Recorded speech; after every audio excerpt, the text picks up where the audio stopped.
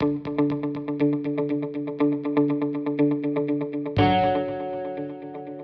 welcome everybody.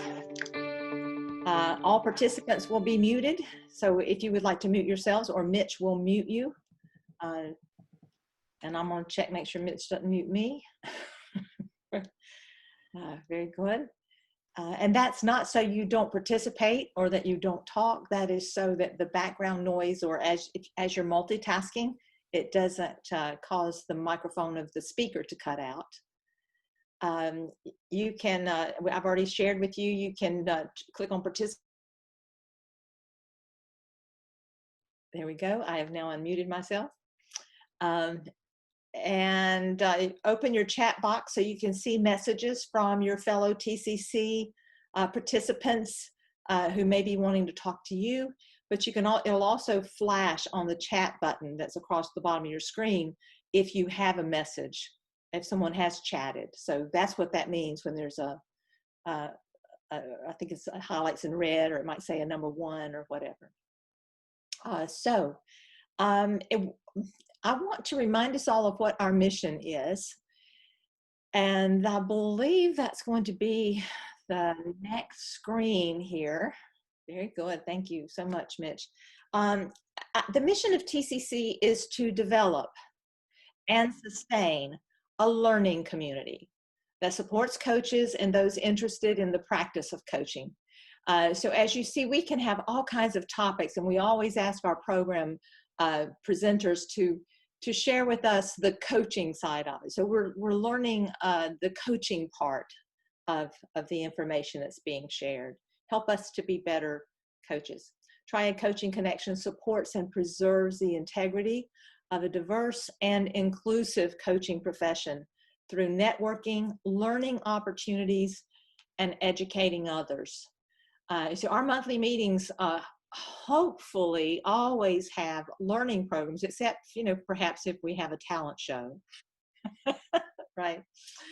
But this is how we are growing this most important profession, and that we are helping people who are interested in going into coaching to understand what coaching is all about, and to learn some tips and tools to make this world a better place. I do want to thank Mitch for being our host today. Mitch is he's basically producing behind the scenes. He sent you, he's the one that created the link. We're using his Zoom account today. He's multitasking so that all of us can fully participate. So thank you so much. And as I said earlier, being muted is not so that you do not participate or to keep you quiet.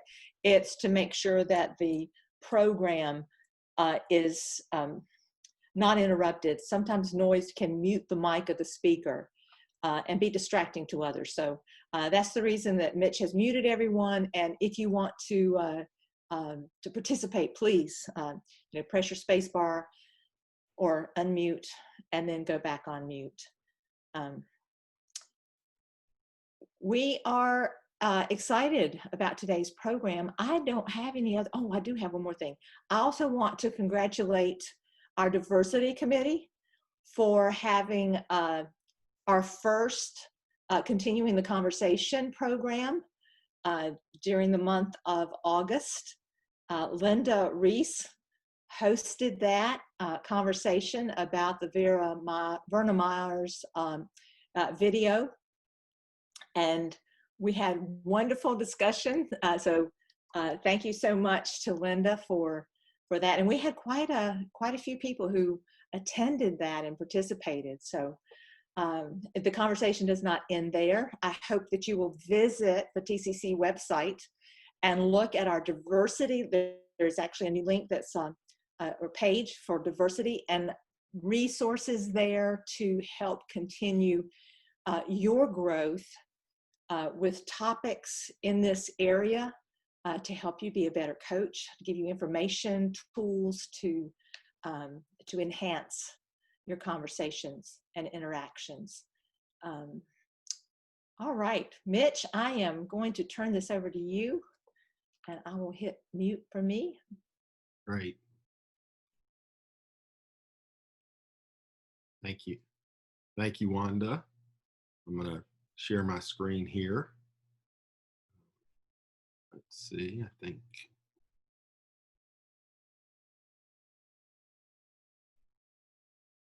So I hope you were all looking forward to being with us this morning.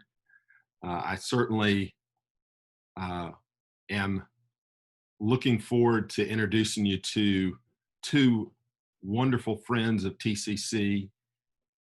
We have been excited to have Sanford, Danziger, and Susan Baggett back with us. I am just overwhelmed with the potential of what we have for you this morning. It's not hard to find the negativity and the disappointment, frustration, uncertainty in our world. And yet we have two wonderful presenters that are going to help us get refocused, help us to look forward, push forward, and have a wonderful time together as we look beyond this period and season in our current state. So I'm going to turn over things to Sanford and Susan here in a moment. We're going to have a number of breakout groups, so we will certainly have opportunity to get to know one another on a smaller scale. And so, Sanford, I'm going to turn everything over to you. And Susan, you'll get those rights here in a moment. So, welcome. Thank you. Thank you. We really feel welcome. A little background to this program called Looking Forward. About 3 years ago, a group of friends, we recognized that we weren't actually looking forward to things often, that we really kind of worried about the future. And when we asked other people, a lot of people said, yeah, well, I guess if you ask me, I really do worry about the future. So we started having conversations. And at the end of the conversations, lo and behold, we had a more positive attitude about things. We actually looked forward. And so we thought, well, maybe other people would like to have these conversations. And so we approached various groups and institutions. And in the past 3 years here in the Triad, we've actually done this looking forward about 250 times at civic clubs and universities and retirement communities, churches and synagogues and nonprofits. We've done it as volunteers, and we've thoroughly enjoyed it and found that the results have been much the same, that people come away with a more positive attitude about things. It's a simple conversation. It's based on questions. And so why don't we just jump in with a first question that Susan will tell you about. Thank you, Sanford. Also, I'm delighted to be here with all of you. Before we do ask the first question, just a couple of the logistics. When we go to the breakout sessions, each small group, please designate someone to be the spokesperson who can report back, because we'll go back and forth this morning. We want to, in a way, we want to hear from everybody all the time, but since it's not possible, we'll be able to share in the small groups. And if someone could be selected as the scribe, that will help the spokesperson report back specific things that people shared. And those specific things are really helpful to hear because they give all of us new ideas about how to look forward. So I think we'll have 10 minutes in our breakout sessions and 5 minutes back together. So before we go to this first breakout, our question to discuss is, what have you been doing to stay positive and optimistic during this number of months of COVID? It may be what you've been observing or thinking about or saying that you repeat to yourself, a mantra, or simply acts that you're doing that are helping you remain positive and optimistic. And one thing I've done is my office, you can see there's a window. There's a window on the other side too with trees. And I've been spending time, I'll work for a while and then I'll just look out the window at nature. And I do put out nuts for the squirrels. So I've become a real squirrel fan. And I've learned so many things that are so encouraging because I've seen mother squirrels bring their babies and show them where to eat. I've seen mother birds with fledglings with their little fledgling beside them when they get water out of the container that we have on the ground. And it's been so encouraging because it's just let me know, you know, the beauty of life goes on. So let's go to our breakout groups and discuss what have we been doing to stay positive and optimistic during COVID. So Mitch, I'll ask you to take it away. All right, you're gonna be assigned to your breakout group. We'll see you in 10 minutes. Enjoy, and I will try to flash up as a reminder for the scribe and for all of you the question that was asked. What have we been doing to stay positive? So enjoy, have a wonderful time. We'll see you back in about 10 minutes. Well, I was really looking forward to this morning. And after just being in this first breakout session, I am really looking forward to this and the rest of the morning because the people I had the opportunity to sit in with just had fantastic things to share that are all unique, which is wonderful. So I'm not sure our process for doing this, Mitch, if you'll help me, I'd like to just, we'd like to hear from the spokesperson from each of our groups. I don't know exactly how we do that. Yeah, that's fine. We'll just open it up. KJ? Sure. I'll speak on behalf of our group. We had, I'm going to say 5 different area themes. The first is reconnecting with folks by Zoom and by phone call, but really using that strategically to talk to friends and family we haven't seen a lot. And actually, it's the reason I can be with you all today. So I just wanted to say that because I'm in Concord, Mass. I wasn't able to go to TCC for 4 years until this started. The second thing is professional development. I think all of us are kind of taking courses online, deepening our understanding of coaching. Some people talked about reading the How to Be an Anti-Racist book and just kind of educating ourselves in different areas.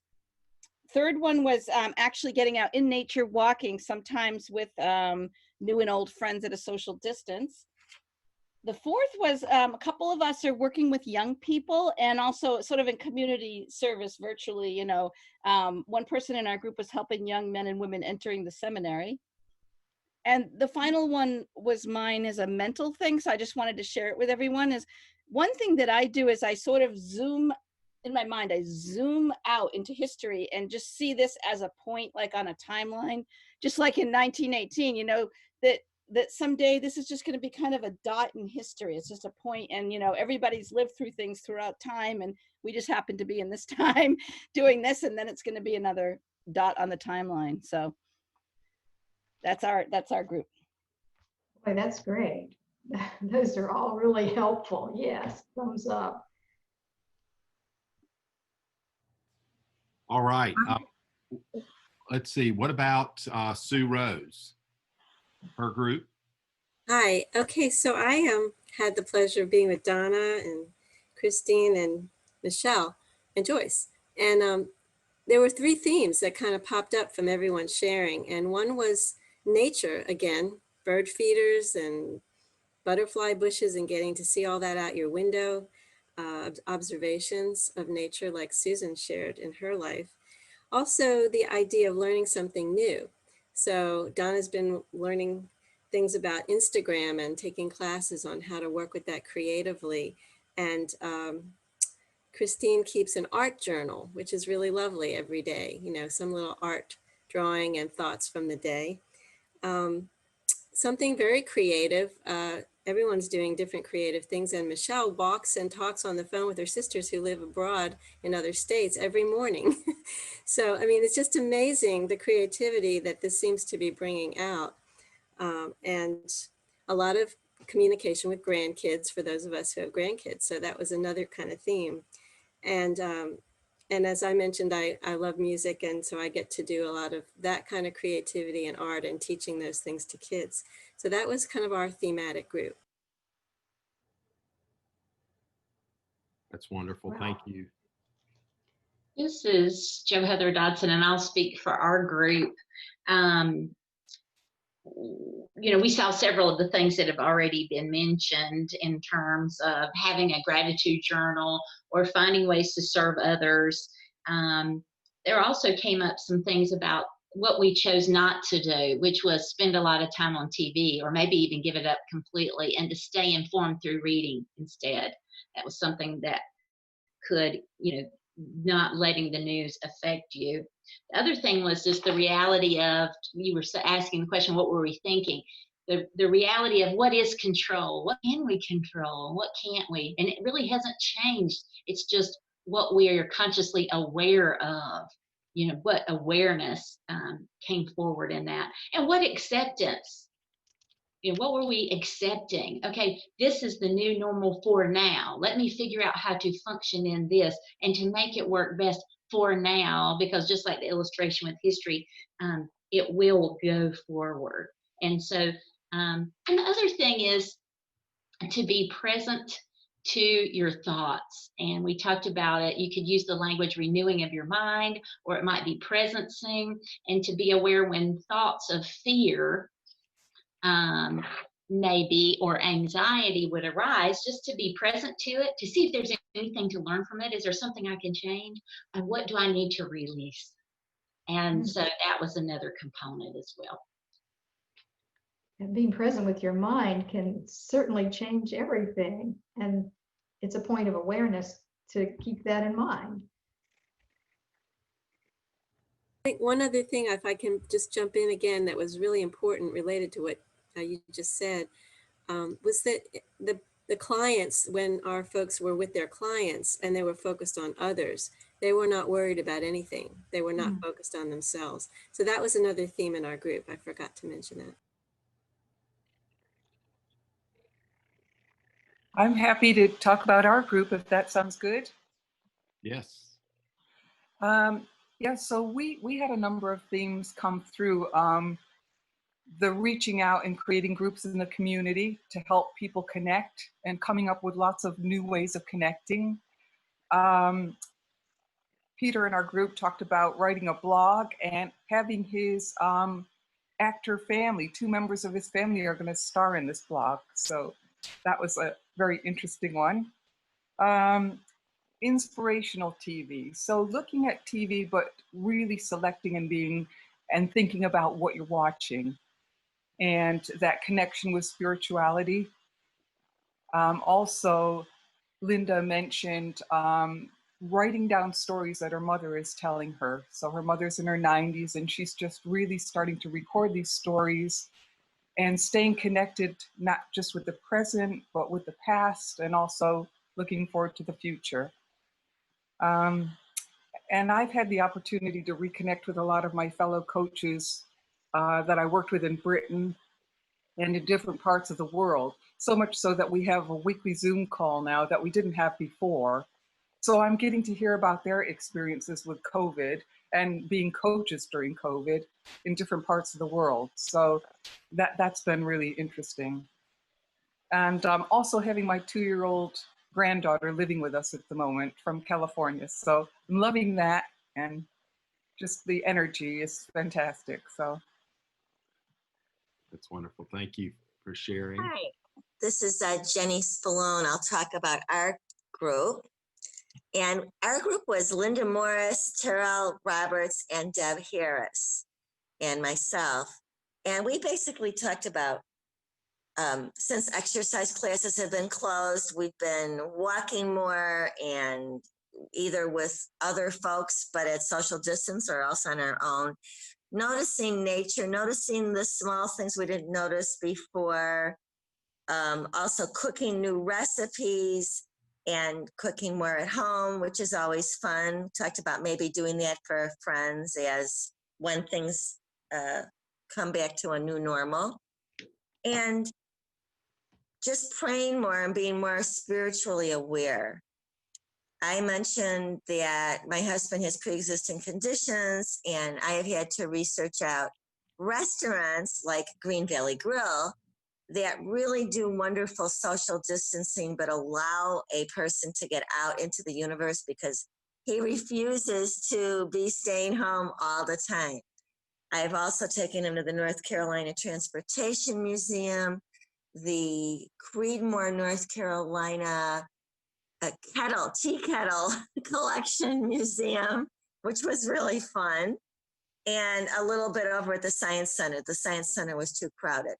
But trying to research out before we go to find out what exactly is going on during COVID-19, taking control of the situation as much as we possibly can. I forgot to mention, I actually did have my 2-year-old grandbaby and his mommy and my other 2 kids from Chicago that came in for July 5th for the baby's birthday. I had everybody tested first. They drove in, and we were able to get together, and they drove home. So that's what we did. That's great. That's great. Well, let's move.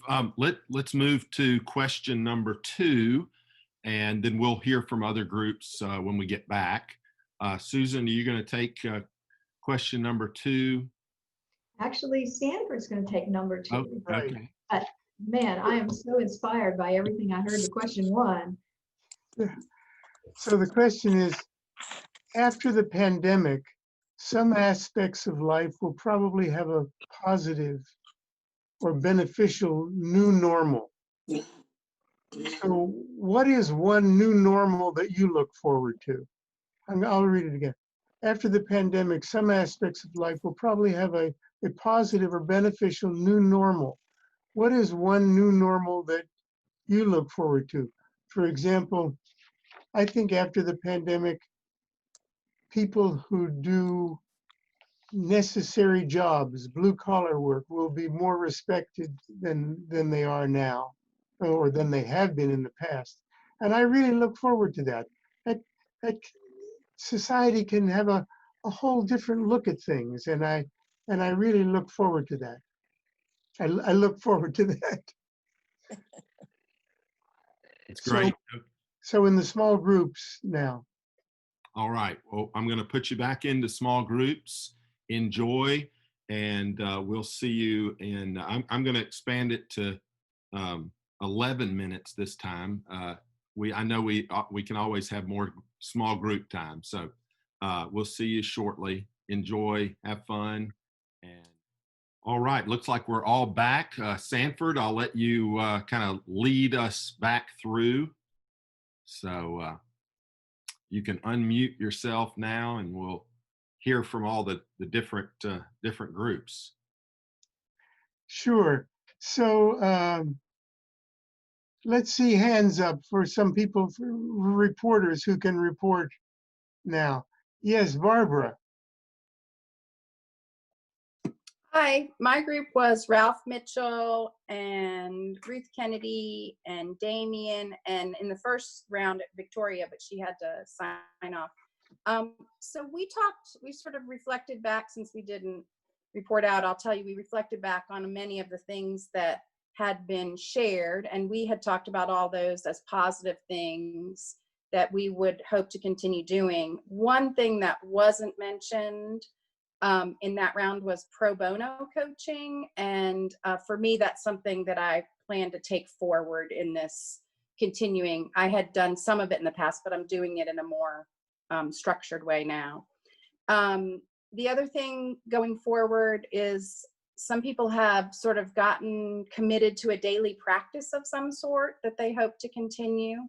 For Ralph, he takes a learning bike ride, and he is always learning something while he rides his bike, and he's getting to look at nature, and he likes having that daily experience that he hopes to take forward.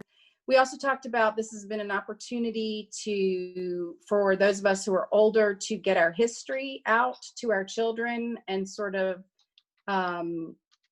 share family stories and talk about sort of ancestry and things that maybe we haven't had time before, and we'd like to keep doing that.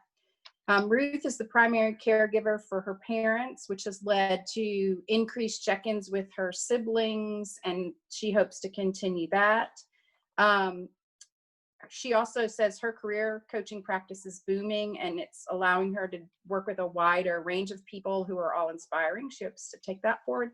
And all these skills that we've learned, everything from WordPress to updating LinkedIn to learning how to use Zoom, getting new certifications, all of those things are also things we want to carry forward. And then finally, I know that a lot of people have mentioned some form of a gratitude list. I call it my happy list, so that I have a list I can look at when I'm not feeling great of things that in the past have made me happy, so I can do one of the things that makes me happy, that may be carrying forward that sense of gratitude and the ability to be resilient and keep going. We hope that that would be something we'd take forward. So Great. I don't know if we answered the question, but that's what we talked about. Yeah. Great. So who's next? And yes, Linda.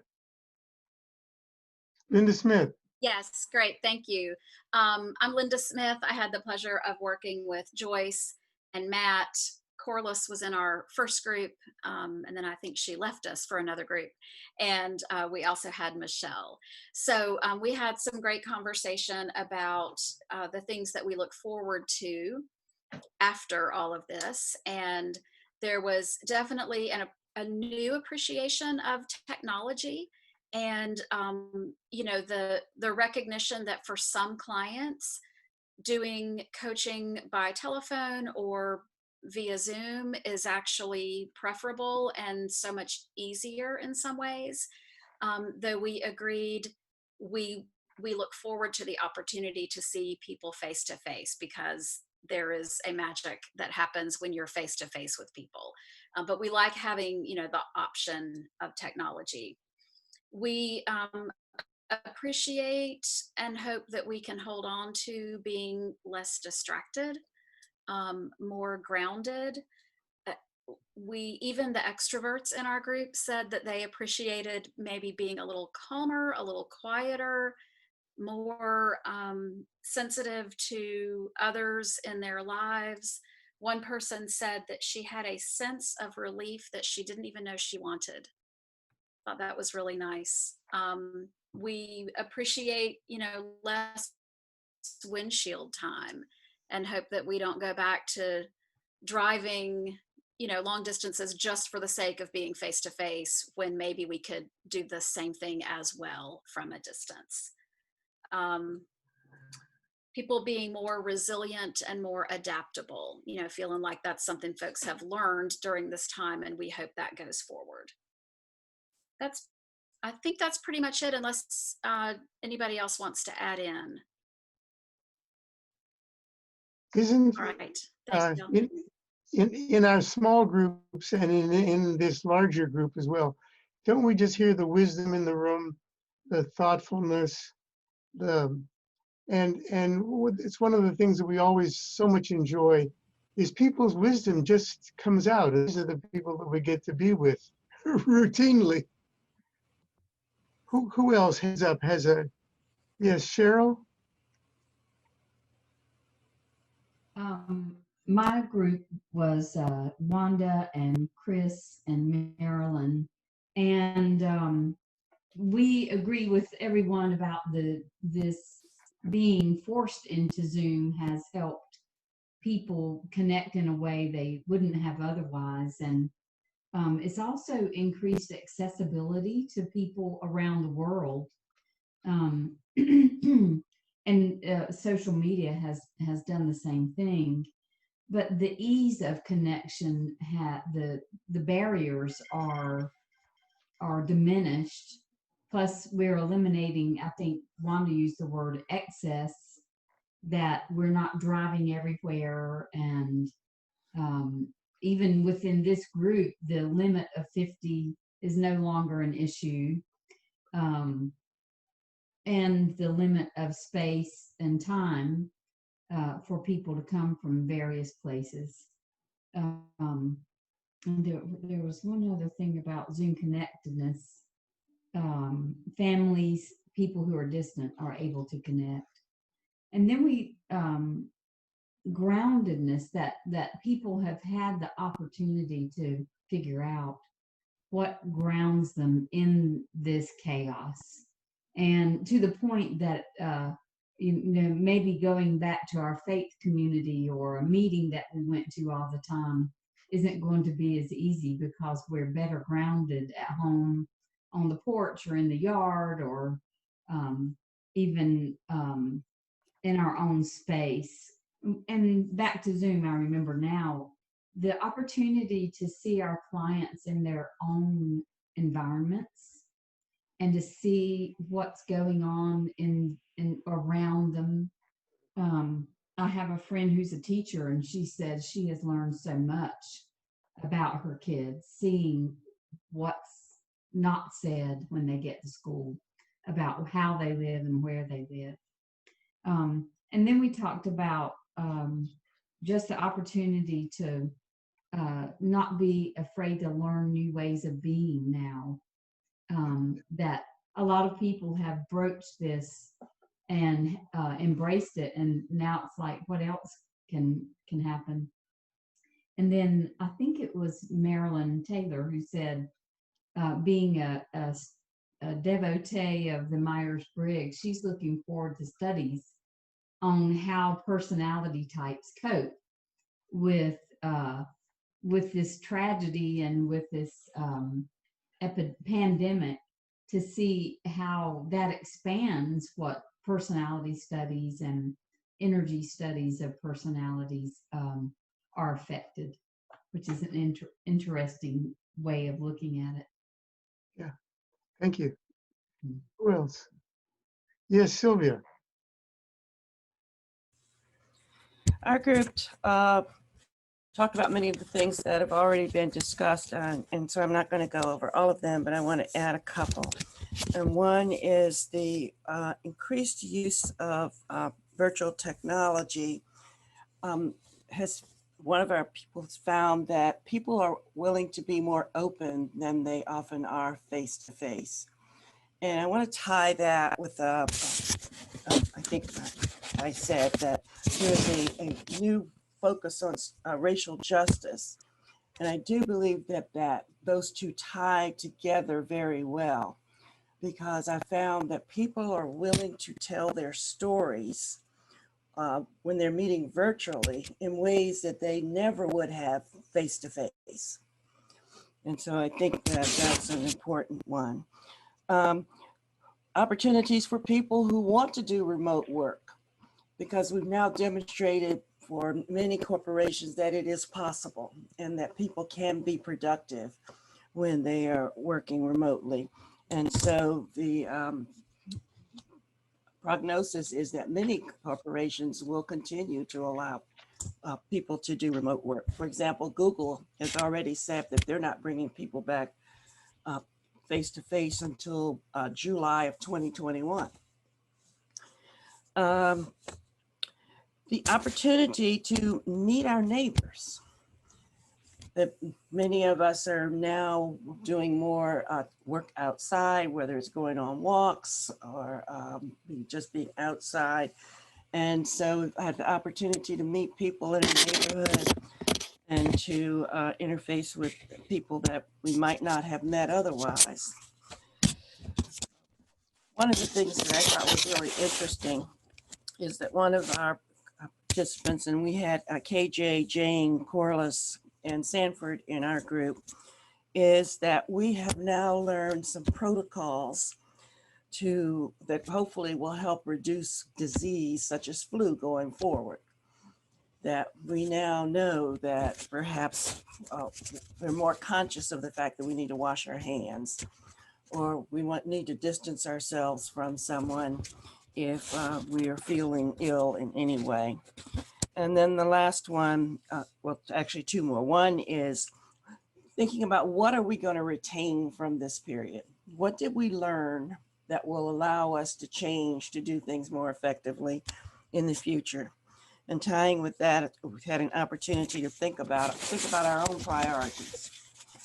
And then lastly, that there'll be new educational opportunities, perhaps opportunities for people who have been homebound, we're looking at higher education, rethinking the way we do higher education and recognizing that it doesn't always have to be face to face.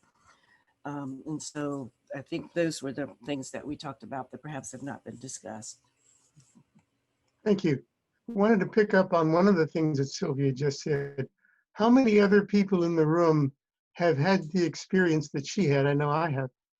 That on Zoom, sometimes people are able and willing to be more open even than in the face-to-face setting. What are the implications of this? I mean, it's like we're being gifted with a new technology. Like when radio came out, what can we do with radio? Can we broadcast baseball games? Can we have concerts? Who knows what? So we get to explore that, and we're seeing the magic of it. It's wonderful.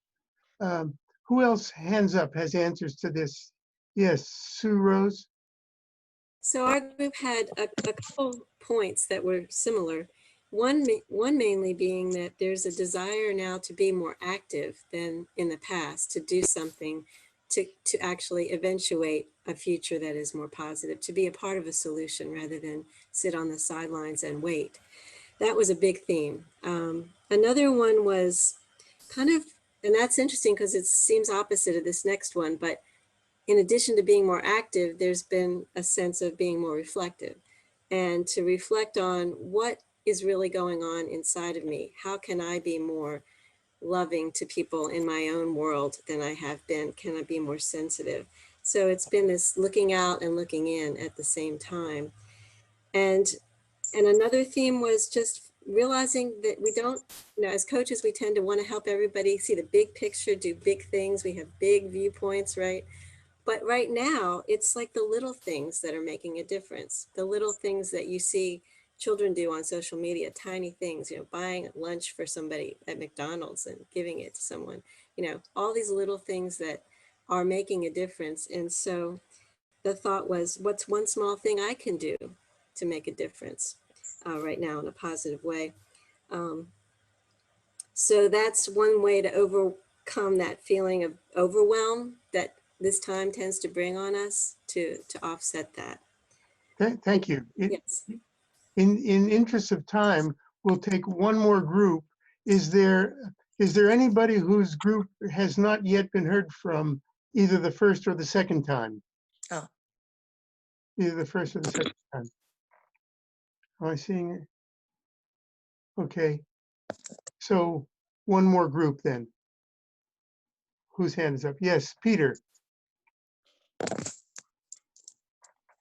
We just reaffirmed a lot, but we spent a lot of time and really focused on the opportunity to learn and to take care of ourselves. So we spent a lot of time on wellness activities, virtual activities. You can do a lot of things virtually.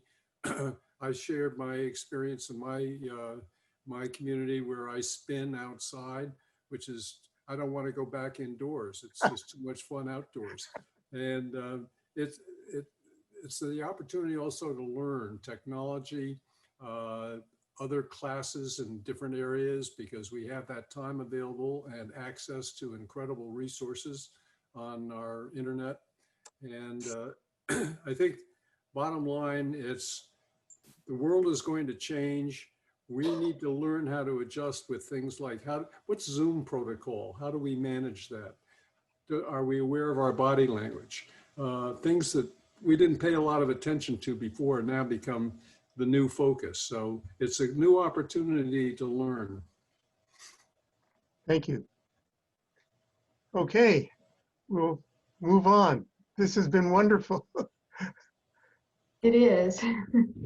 Gosh, I'm so inspired. Our next question is not so much a question as something we can do.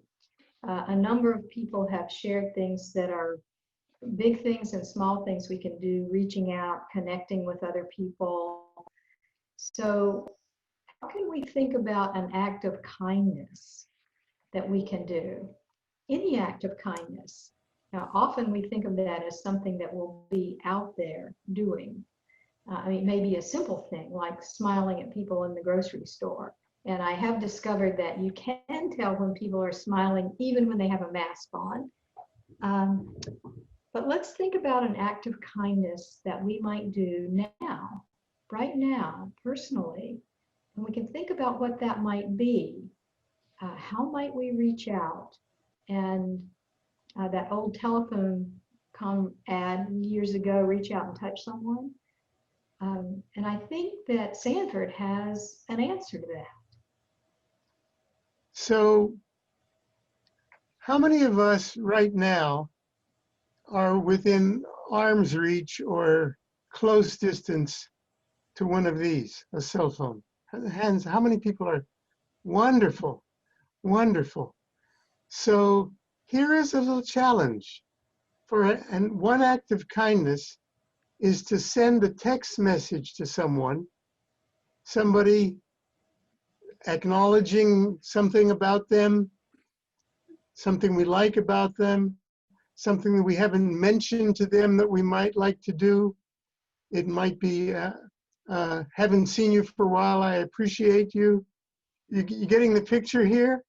Something that we can do in this moment and then discuss about. So think for a moment while we're talking, who might I send a message to, and a text, and what might it say?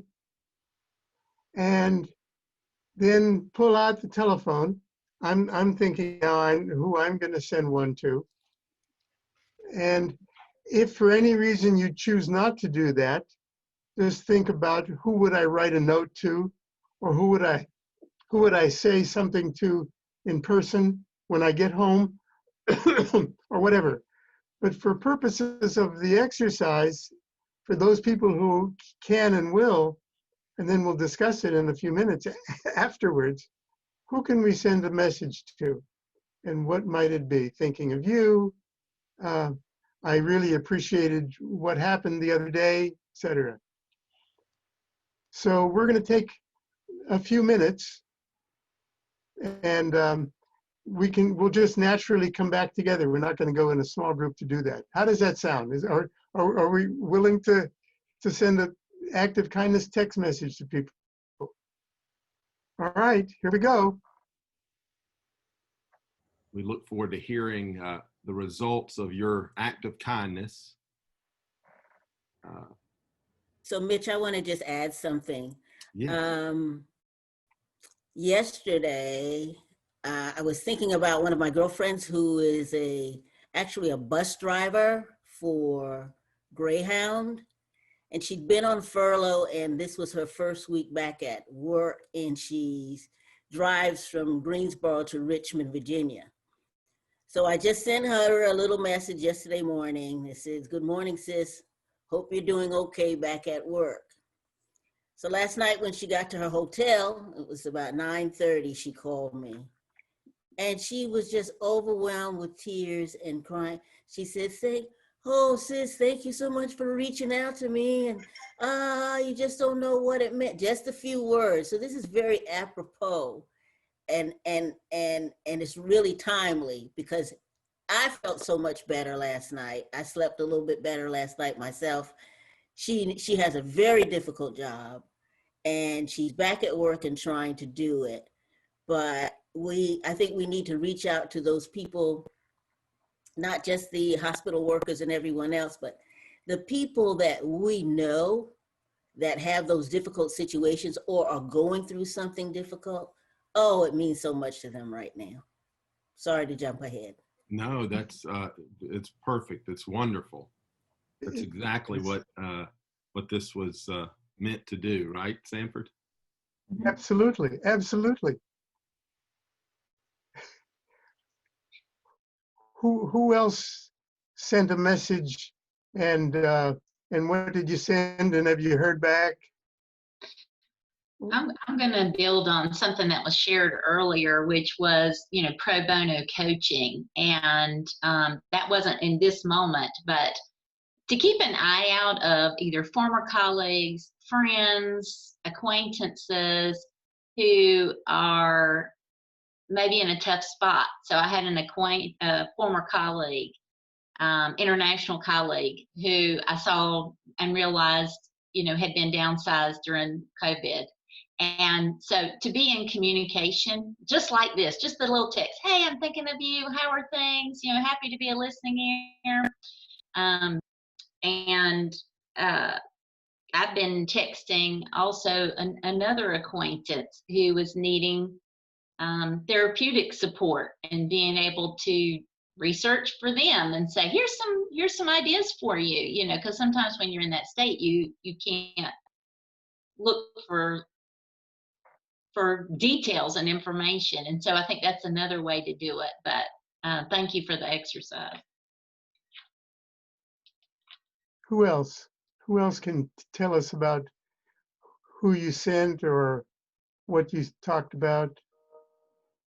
I can tell you, I just sent a message to a friend of mine who broke her femur while she was on, she was actually caught in someplace else and could not get home. And so ended up spending several months in this other place. It was Florida, and then broke her femur. And obviously was incapacitated for several months before she could finally get back home, but is now in recovery. And we've not been able to get together. And so I sent her a message saying, hopefully we'll be able to get together soon, socially distanced. But the one I really wanted to talk about is one of my clients who I sent a message to, obviously not by text, but who has been involved in a national situation that got a lot of press and a lot of negative press. And I've just sent a message saying, I'm thinking of you. I know this has been really difficult. I hope that things will work out. And if I can be of any help, just let me know. And got a message back from that person thanking me for just just reaching out. So this is Cheryl. I'm very concerned about upcoming holidays. We've gotten through one season with Easter and Passover and other holidays, but we're coming up to another set. And so I think I just reached out to somebody it's a Jewish holiday this coming weekend. And then of course the other holidays are coming up. So I think reaching out to people who you can't see, but who need that sort of festivity and affirmation. All right. I'm sorry. Go ahead. Go ahead, Diane. Yeah, Diane. Well, I was able to get 4 messages in this morning, so that was good. 4 text messages and heard back from 1.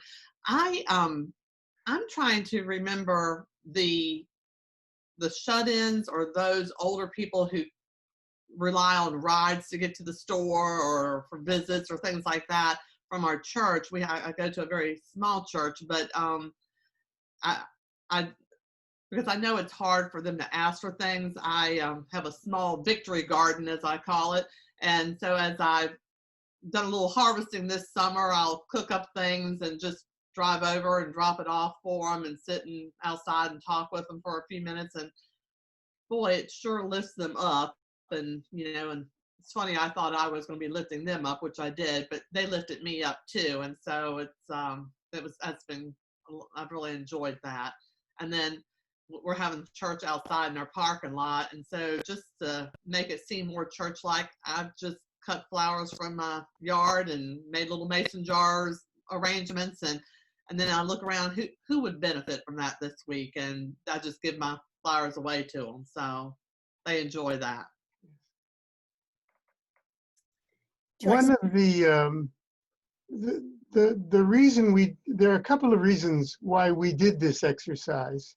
One of them was to provide all of us with an opportunity to perform an act of kindness. And secondly, along the theme of looking forward, it's to give everybody a common experience in the same moment of looking forward. That is to say, think back to when you were composing the message and sending the message. Weren't you looking forward to doing this?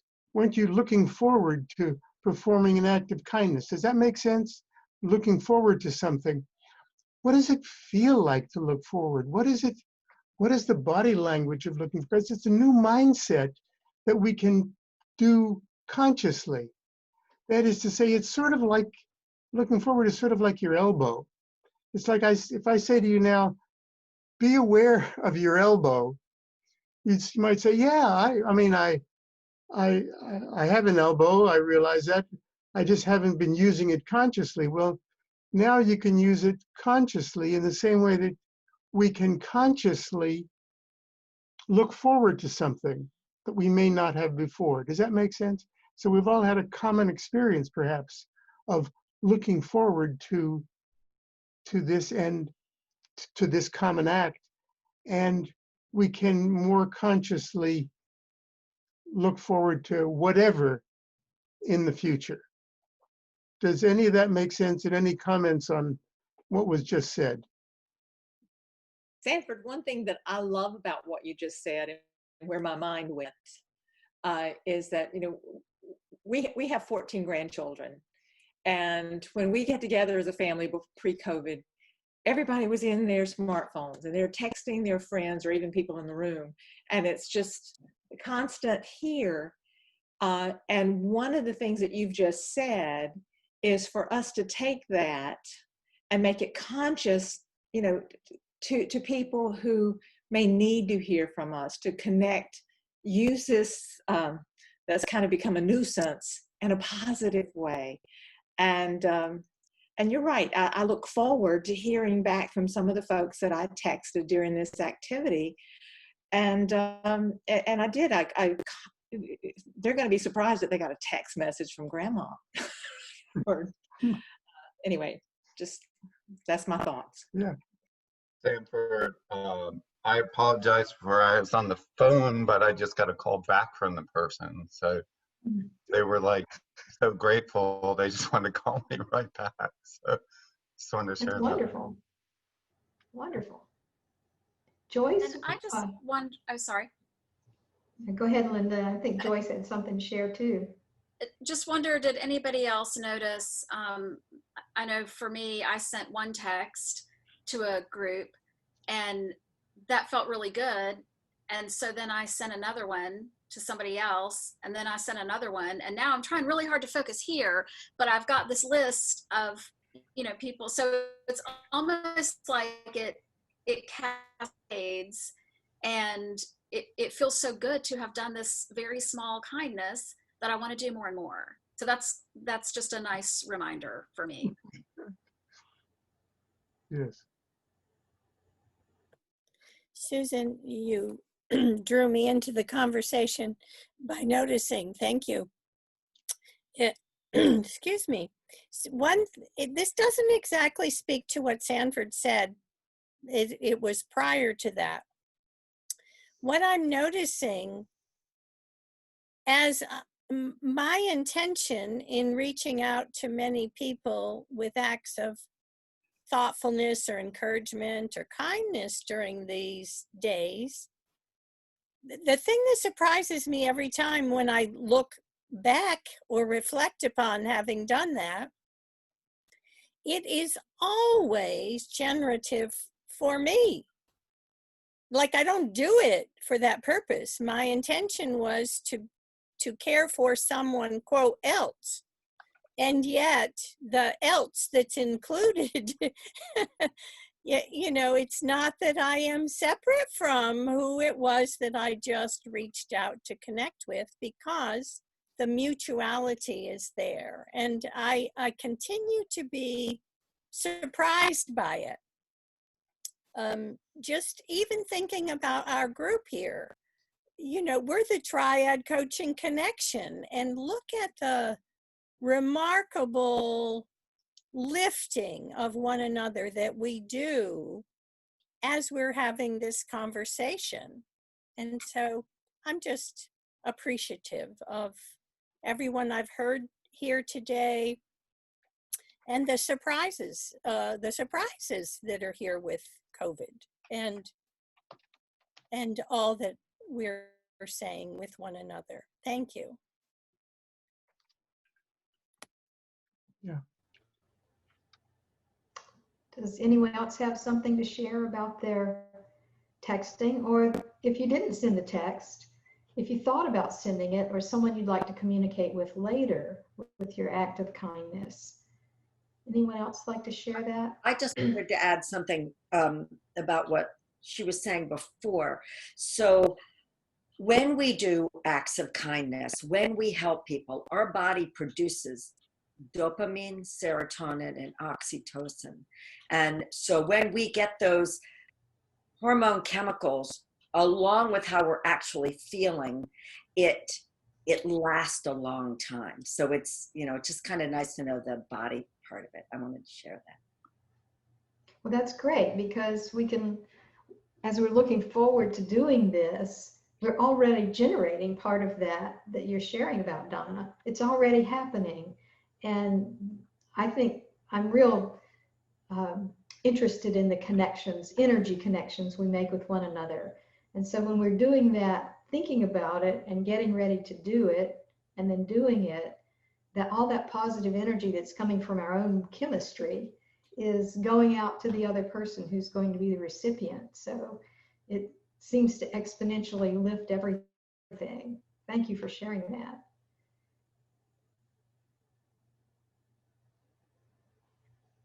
One quick thought, the word ignite comes to my mind, Susan, in response to what you just said. When one of us chooses to do an act of kindness, it lights, there's a spark that then ignites and lights, speaking of energy, beyond our comprehension. And much, if we think of the metaphor of the destructive fires on the West Coast right now, the contrast of the fires that we're igniting this way. Oh, that's a lovely thought.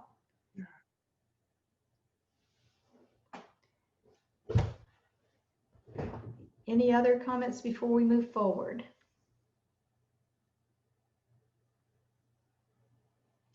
Okay, well, our next question is, what do we take away from today? What have we learned? What have we heard? What have we said ourselves? What have we recognized as wisdom within others from the group? What do we take away from today's conversations and the questions that we had opportunity to share about together? And we'll do that in the large group here. So just raise your hand if you'd like to chime in, and we're ready to go. I would just like to quickly say that hearing what everyone has said has made me question, is there anything that I haven't done in the past 6 months while I've been given this time of deep grounding and solitude that I would like to do before this time is up and we're back to windshield time and face-to-face meetings and running hither thither.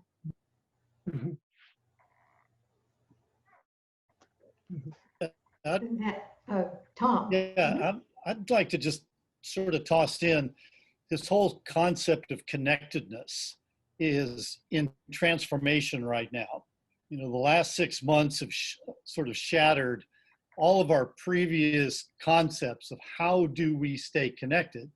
And I think a couple of folks touched on it earlier, that previous to COVID-19, that connectedness needed to be in person.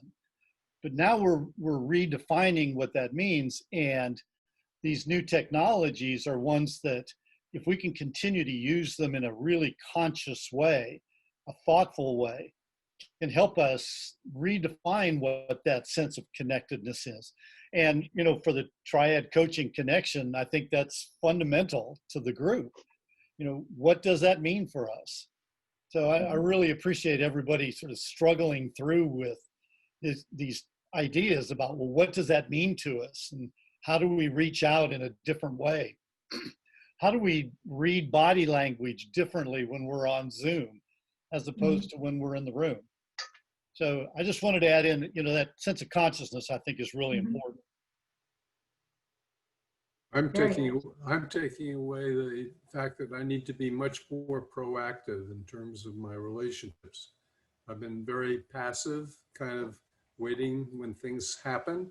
And I guess now the change is I need to make things happen. So that's the takeaway for me. We have a lot more tools for doing that, to reaching out. One of the things I'm taking away, and I just kind of thought of it, is the impact that this pandemic is having on children.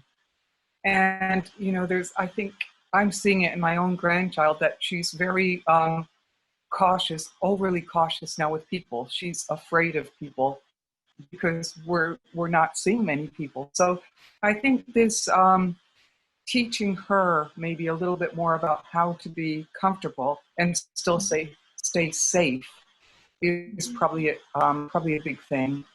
And also, the teenagers and what they're facing with trying to see their friends, and there's probably a lot of fear. So I think this positivity of what we've talked about today, just to use some of that around some of the children that we are close to, I'm going to think more about that, about how I could use that. I'd like to piggyback on what Linda just said, by the way, in terms of children. One of the things I find quite frightening, and this is Harrell speaking, is looking at the disparity among the educational opportunities for children according to their zip codes or the lack of connectivity, and how certain populations, I think, are falling further and further behind in educational opportunity. It was bad enough before, but I think it's worse now, which really scares the heck out of me in terms of the consequences for the society, in terms of people not being educated, children not being educated. And the enormity of that for our future is something I think has to be addressed. It's a grave, grave concern from my perspective. What are some other things people are taking away? And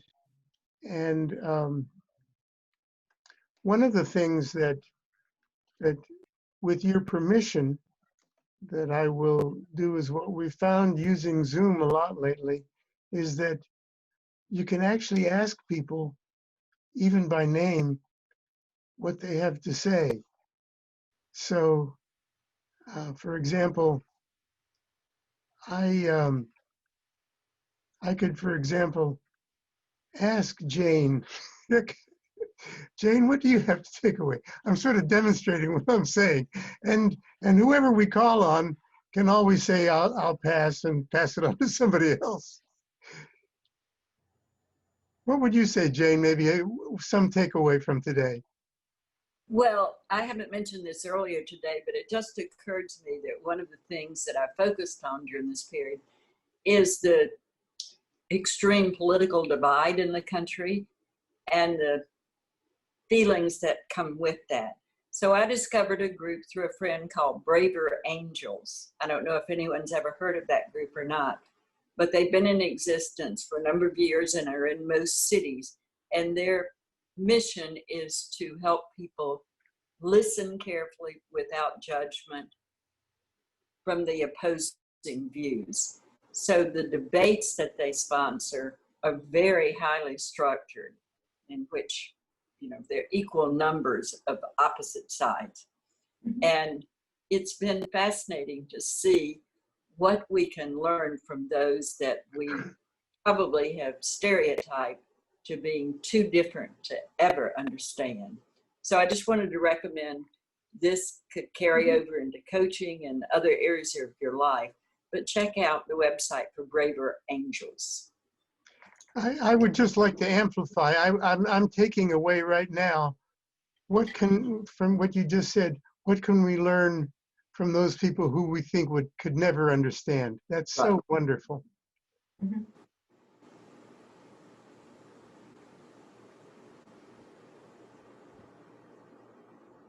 I'd like to go to something Harel said, and that is almost simultaneously thinking about something going forward and taking away was the school teachers and how much perhaps there's there's a new high school just around the corner from us, and I'm thinking that this conversation with school teachers would be such an uplifting conversation. And to just, again, to lift and aid them in their purpose and commitment with the kids. Secondly, igniting something within the teachers community so that in fact they could be having this conversation with the children, with the youth or the students. Because we find that when we ignite the muscle around looking forward, and that's our focus, something magic happens, as we've been talking about here today. And so maybe one way to touch those children and the inequity is to give them some hope and a future with this kind of conversation. Joyce, I like that very much. Thank you for saying that. You were a part of it, Harel. Well, we are collectively. Yes. Thank you. Yeah. I'd just like to say that, Sanford, I just appreciate this whole group. This is the largest group I've seen at one time on my Zoom. Usually it's, no more than 5 or 6 people. And also, I like the opportunity of changing thought. And that's what I'm hearing and seeing from you. And thank you. See, I think Jen, I've lost your picture, but Jen, were you about to say something? Oh, just as far as being able to, I'm sorry, I just had to feed the dog in between. I'm sorry about that. Just rephrase the question again, please. What is it that you take away from today's Yes. time together? Yes. Just being able to share these ideas with like minds is so enlightening, and it just gives me a new lease on life.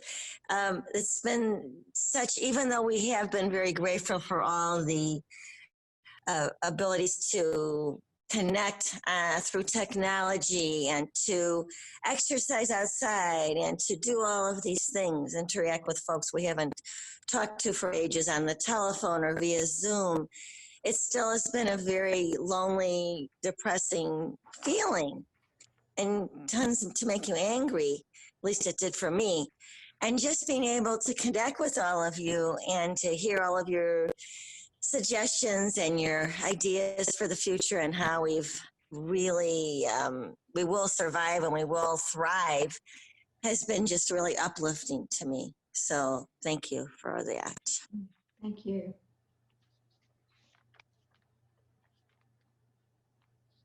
Anyone else? This is Sylvia. As if right on time, to follow up on Harel's comment, I just got a message from the New York Times from their education issue, and the title of the article that they just sent was, "Will this be a lost year for America's children?" Mm-hmm. And they talk about as students across the country start school, education experts reckon with the long-term implications of remote learning, vanishing resources, and heightened inequity. And so I lift that up if people are interested. Apparently it appeared in the New York Times on September the 11th. Good. If you would do that, would be fantastic. Thank you, Sylvia. Susan, shall we do the last question? Yeah, we have one more portion of this program. So thus far, we've been asking questions and responding. And we've been inspired and we've gotten new ideas from each other. And hopefully we're looking forward because we have the opportunity to do that. So if this has been helpful to you individually, helpful to you as a family member, as a coach, as a member of a church group or some other club, whatever, groups of friends, this is something that every person in our meeting today can do. What we do all as volunteer, and it's all open source. So just by a raise of hands, would any of you like to be able to do this with someone? Would you like to do it with your family member or clients or whoever? Just anybody raise their hand who sees a way that this could be useful. Great. We think it can be useful, and as coaches, you're very accustomed to asking questions and listening. And that's all we've done today. We asked questions, you answered questions, we listened. And we listened to each other, which is equally, if not more important, that we're creating an environment where people listen to each other. So everything we have will be made available. And we can look for just a moment at what is the philosophy or the underlying thought behind looking forward. And looking forward is a mindset. As Sanford mentioned earlier, when we do these sessions, we'll often ask, raise hands, how many people worry about the future or have some angst about the future? And almost every hand goes up. Not necessarily that people are negative about the future, but they just have concerns or worry. So what if we can, one by one, begin to flip that to looking forward to the future? You know, it's like many mindsets, maybe most mindsets, it's a choice, but we don't necessarily know how to do it until someone introduces us to a simple way to do it. So that's what looking forward is really about. It's about just helping anybody that we can begin to look forward to the future in a positive and optimistic way. And Sanford will tell you more about how that actually can happen. Sure. Well, for one thing, as Susan said, all we did was ask 4 questions today. And those questions are written, and we have a like a 3-page handout with the questions on it, and Mitch has a copy of it, and he'll send it to you all so you can do whatever you want with it in any way that you want with it, using any words that you want with it or whatever. So so you'll get a copy of that shortly. And the model of looking forward is literally, as Susan said, open source, to just give it away and wherever you want to use it, and then hopefully you'll invite other people to use it in the same way, or I mean, not in the same way, in any way. Does that make sense? And there's a couple of sort of techniques underneath, facilitation techniques underneath all of this. One of them is that literally we go into the session with no agenda. So we don't have any agenda about how many people show up in the room. Some of the best sessions have been when 2 people showed up, or any agenda about what people are supposed to say or not say, or whether they're supposed to participate or not participate, or at the end when we ask, what do you take away? If nobody says how to take away anything, that's fine too. Does that make sense? It's not usual to have a no agenda agenda, no, but it really works out well, because when it does, when we don't have an agenda about the way things are supposed to work out, or if somebody's talking too long or somebody's talking too short or whatever, when we don't have that agenda, people just feel open. And people don't feel open or judged, and it allows conversations to take place. Does that make sense? The notion of not having an agenda. It is different than most of us have had as counselors or as coaches of one sort or another. But it's fun and unique to try it on, and it's one that we consciously work with, the notion of no agenda. And the other sort of facilitation technique that we've used is whenever we ask a question, we typically give our own answer first. And all of these things are written in the three-page handout that Mitch will send along. So if you do anything like this, let us know. There's an email address, because we would love to hear how things go. Just like it was delightful to hear feedback today about what happened when you sent a text to people. We heard back.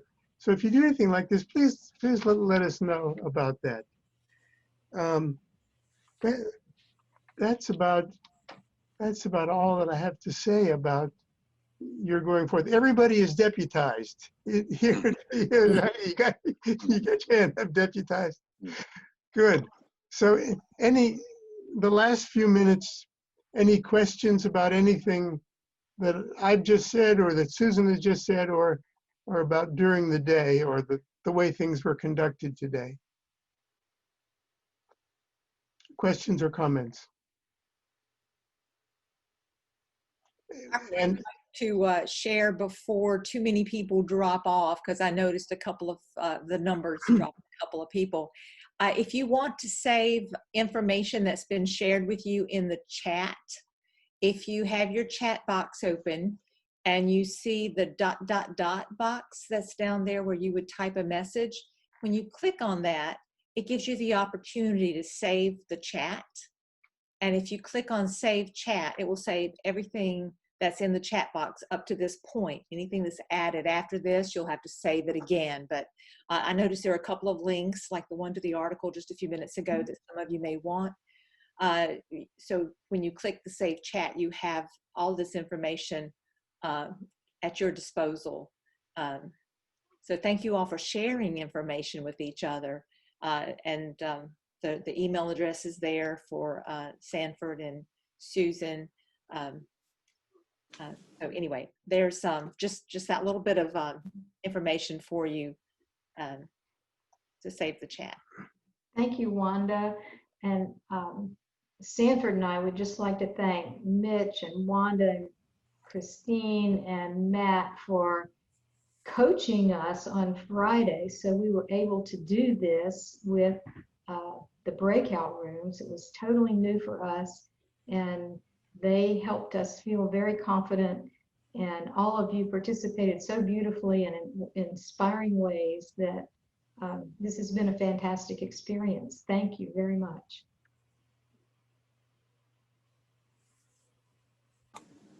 Well, thank you, Sanford and Susan, for bringing this great program to us and challenging us to kind of think differently and ask really powerful questions so we can really look forward and see a new perspective, a new way of seeing and viewing the world. So thank you so much. We appreciate it. Sure.